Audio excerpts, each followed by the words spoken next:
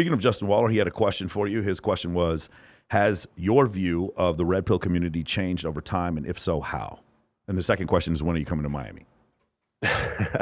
Is he on your phone right now? Is he No, talking to you? no, no. Okay. We discussed this yesterday. Yeah, I like Justin. So I'll be down in Miami at some point. Like I know he's down there, and I've had a lot of invites to do podcasts there. So yeah, Justin, I will see you, my man.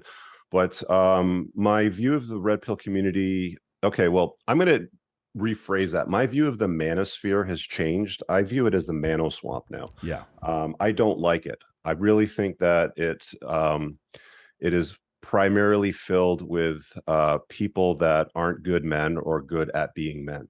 That being said, I think there's a lot of good information, and you have to be good at separating the wheat from the chaff. And I don't think the average Joe out there that's looking for help or that's stuck, in his life has got the skills or the tools to do that. So it's a complex question. Yeah, my producer is agreeing with you 100%. I, I, I yeah, so it's one of these situations where, like, if I were to explain the concept of gravity to somebody who builds an hydroelectric dam, then they're generating electricity. They're using gravity for that purpose. If someone else uses gravity to drop a nuclear bomb, they're using gravity for a different purpose. I feel like red pill, or the ideas from evolutionary psychology, are a technology that you can use, but you can use it for good or for bad. And if you need it for a justification to hate other people or to become very evil or angry or whatever, or just the worst for me is the justification on why your life didn't turn out the way it was supposed to because the whole world is tilted against you. I feel like that is where it kind of gets harmful. For me, like what you said before, Yeah. like if women wait at the finish line, women, and fuck the winners. That to me was not a criticism of women. It was a criticism of me. I need to become a fucking winner. That's what that Basically. statement meant to me. Yeah. That's what winners will think. But those with the victim mindset will think, oh well, I'll never make it to the finish line, so the game is rigged against me. I'm just going to lose. So why bother even playing? Yeah.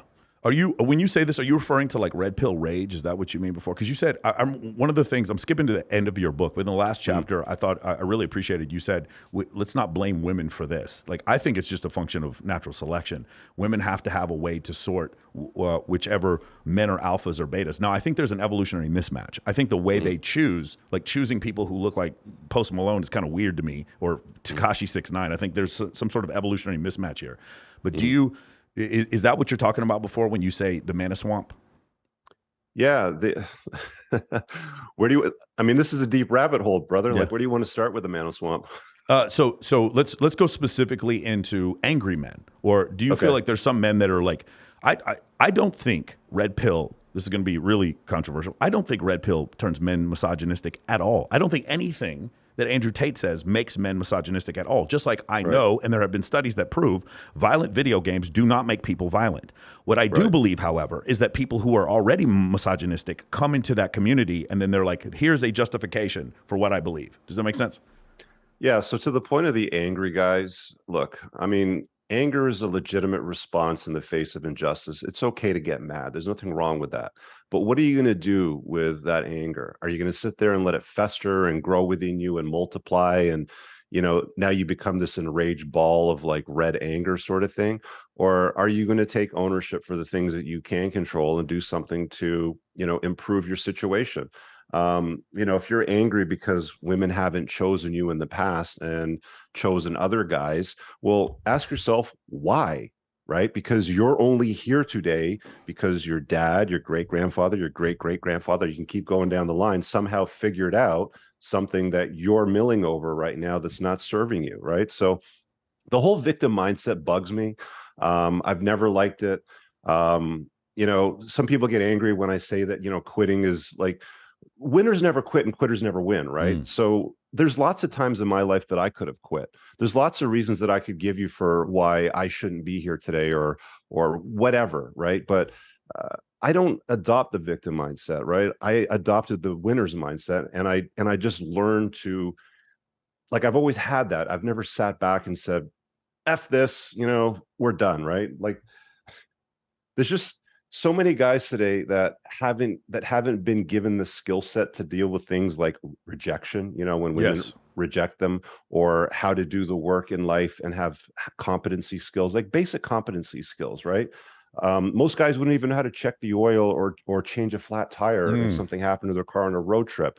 And that's when women look at them like, is this guy really the best I can do? Like he's got to sit on the phone and find somebody that can do this when he's a man and there's a tire in the spare trunk. And this is a basic function that my dad could do or my granddad could do.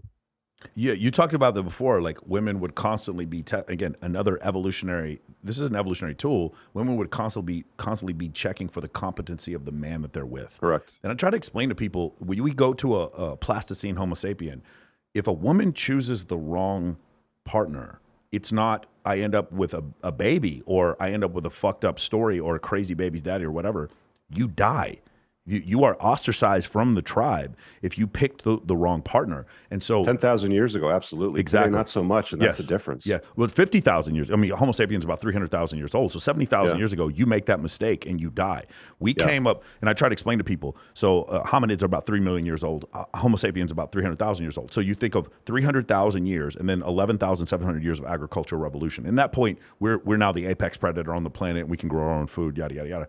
But from those first 300,000 years, you have to think every single thing, every predilection we had as Homo sapiens had to assist in survival. 100%. If any of them didn't, if you had literally somebody tears their ACL when they're 15 years old, they die. They end up getting killed by whatever predators around there. And so every single thing that we had, our desire, fear of snakes, fear of heights, fear of spiders, those things, or the fact that we like a certain hip to waist ratio, facial symmetry in females, and signs of youth, those things had to be selected for. They had to be natural selection for those things. And people don't understand that. So there's 300,000 years of that, 11,700 years of agricultural revolution, 15 years of Facebook. But because of the recency bias, we think the world is Facebook. We think the world has always been this way, and it's the evolutionary mismatch that causes things like 80% of men on Tinder are considered unattractive, right? I feel like that's where some of this mismatch comes from. Yeah, nobody understands the evolutionary history of desire and attraction. And I think one of the best books that you can read as a guy is the book, it's titled The Evolution of Desire by David Buss. Yeah. You're not going to like some of the stuff that you come across in it, but who cares?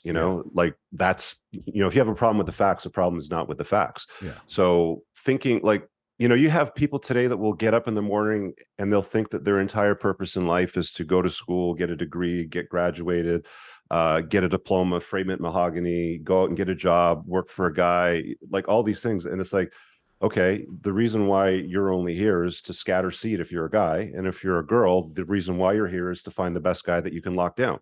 Yeah. My point is, you can't, when I hear people on The View Say, get away from that. Yeah, when people on The View are like, when are men going to grow up? Or when men are like, why do women, view us inadequately or whatever? Or they have delusional views of like what they can get as a woman. My whole thing is, I don't blame either side. It's an evolutionary pressure that caused these things. Well, when they say, like on shows like The View, like when are men going to grow up? Yeah. What they're basically saying is, we now have all these women that have degrees, good jobs, can provide for themselves. They don't need no man. They need a man like a fish needs a bicycle. When are all the men going to grow up and step up to wife up all these women? And what they don't understand is the pool of guys that are above them, because women only date across and up on the socioeconomic scale because of hypergamy. The pool is small. It's not big. Like there's not an army of like hundreds of thousands of men sitting in a dark corner somewhere hiding from these women, and they're just going to grow up one day and show up.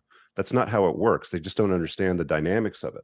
Yeah, and by the way, those men who are above that level also are receiving so much attention from women that the likelihood of those men staying, monogamous is extremely low. It was a great book. I don't know if you've ever read Satoshi Kanazawa's first book, which was Why Beautiful People Have More Daughters. He wrote another book called The Intelligence Paradox. He's been like almost canceled for both of these books, by the way. In The Intelligence Paradox, he talks about as people become more as you get into higher IQ stratification, they're more likely to cheat. And also, there's other studies that show men are more likely to cheat as you get higher and higher in the income stratus, which is like the top 1%, I believe, is $545,000 a year in the United States. As you get higher and higher, and that this is something that Myron talks about frequently on Fresh and Fit, where it's like you want a guy who's 6'2" and makes $550,000 a year.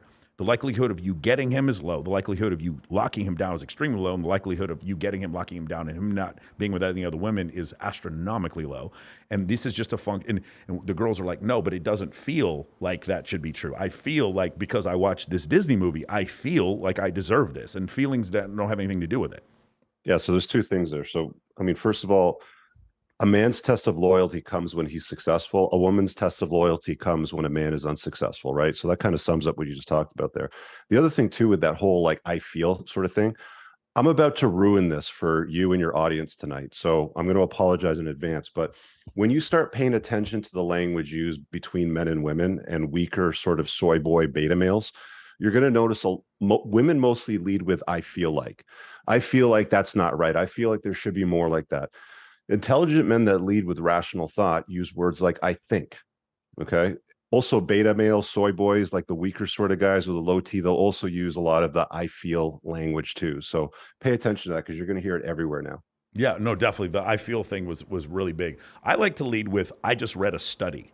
That's what I like to instead of That's, I think. yeah, I like to lead even with better. here's a study of 17,000 women who were surveyed anonymously. Here's a Here's some study. facts. Yeah, here's some facts. Here's again, I love the GSS survey, the one that states that 28% of men had zero sexual partners in the last year, and Right. this was done in 2018. If you look at the way that scale was going, that hockey stick, right now in keep going up, 2022, yeah. we're probably most likely around 32, 33% of men have had zero sexual partners in the last year. Now, when we look at this, when I try to explain to people, and by the way, some of these are men also, when I try to explain the concept of hypergamy and how the hypergamy scale where men are always going equal or down and women are always going equal or up. When I try to explain that to them and I get denial, I'm like, okay, well, two irrefutable facts, unassailable facts. Number one, we can see on Tinder that 80% of men are considered to be unattractive. And secondly, from the GSS survey, we can see that 33% of men are having zero sexual partners. And so this shows this is an absolutely unassailable, irrefutable fact that we're having a great number of women going after a small number of men at the top. And then anecdotally, that's where I come in secondarily. Like, I'm friends with Dan Bilzerian. He's a buddy of mine. I hang out with him. It is madness how many women I literally listen and tell me, you know what I would never do? I'd never have sex with Dan. That's always what they say right before they have sex with Dan. It's one of the craziest things I've ever said. It's another thing, my friend Vegas Dave is the same kind of thing. Right before they have sex with Vegas Dave, they're like, ew, I would never have sex with Vegas Dave. And then they do it. And it's just it's so crazy to me. And it's one of these situations where, like, I understand that the world isn't the way you think it should be, but and by the way, this is not a function of culture. This is another thing I want to get people to understand. This idea that there's a few guys at the top getting this. When you read about Mubarak the bloodthirsty from, I believe, Morocco had 860 kids or something like that. Ishmael the bloodthirsty. Ishmael the bloodthirsty. I'm sorry. Yeah. And then also, Moroccan, Genghis Khan in his situation, where like 1/2 of 1% of all males on the planet have his Y chromosome. This is this is not something that just started recently. It's just social media has made it to where there used to be a bifurcation. There used to be a dating scene in Wichita and another dating scene in Waco. There used to be a dating scene in Cheyenne, Wyoming, and another dating scene in Secaucus, New Jersey.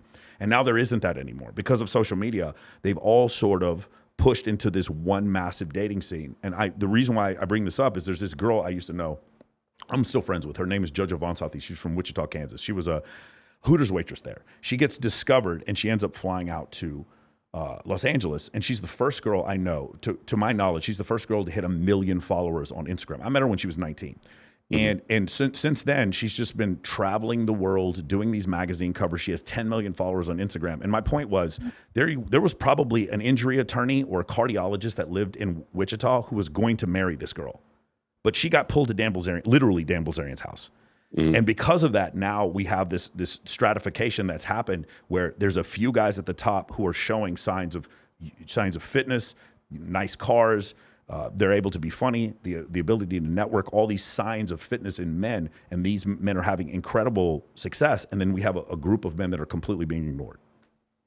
Yeah, it's just the reality of the world, man. You know, like we know that the vast majority of women have reproduced throughout history, but I think something like 25% of men have reproduced throughout history. So for most guys, it's been a dead end. Yeah, 25%. Yeah, correct. Yeah, I was trying to explain this to some people before because they were like ungrateful, and I was like, well, do you realize before the year 1850, half the Earth's population died before the age of 5, and way more than 50% of men who've ever lived died a virgin. Way more than 50%. Yeah. And then when they hear that, they're just.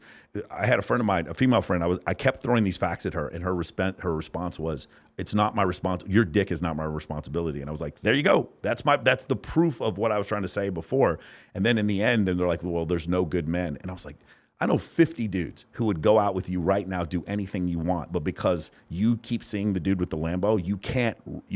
What's it called?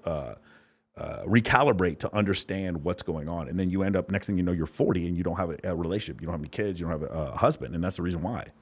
Yeah, and those same 40-year-old women are the ones sitting on The View talking about, men need to, man up or grow up or whatever. It's like, Yeah. there's no 40-year-old guys that I know that are worth their salt, that have their life together, that have a nice car, a great life, lots of money, influential, they're competent, they're interesting, that are dating 40-year-old women. They're dating younger, hotter women. That's just what men do. I really hope you guys enjoyed that clip. If you want to watch the full-length podcast, you can find that over here, that clip's from. If you're newer to the channel, make sure you hit subscribe over here, and pin down below in the top comment, you'll find a bunch of useful links to my website, my supplement line, books, and a bunch of other stuff. Have an amazing day. Peace out.